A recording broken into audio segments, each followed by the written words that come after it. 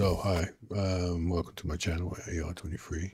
As you can see in this video, I am using a Cine 50mm anamorphic lens with the PD Movie smart LIDAR system, the mini version.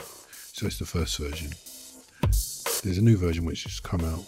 It's coming out soon. It's going to be more powerful, and I think it's got a lot more lasers in their scanning rate, higher scanning rate. So it's meant to be a lot more accurate. Well, you can see in this video, I'm trying to film my setup, but not very successfully.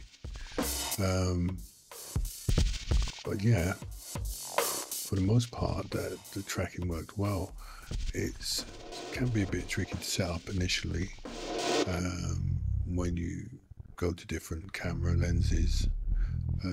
It can take a while sometimes to get the focus working in all focus distances. Sometimes it works really well when on the close focus, but anywhere in between it loses focus.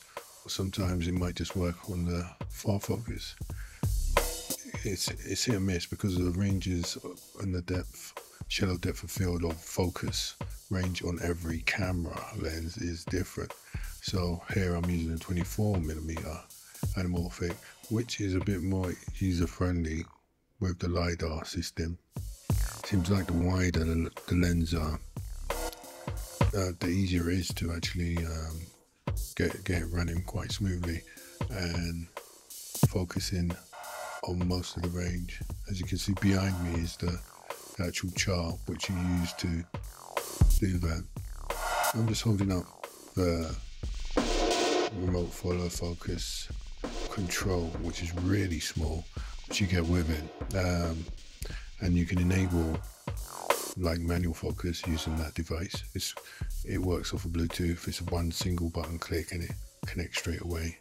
If you turn it all the way hard to the right and leave it there for a couple of seconds, it goes back into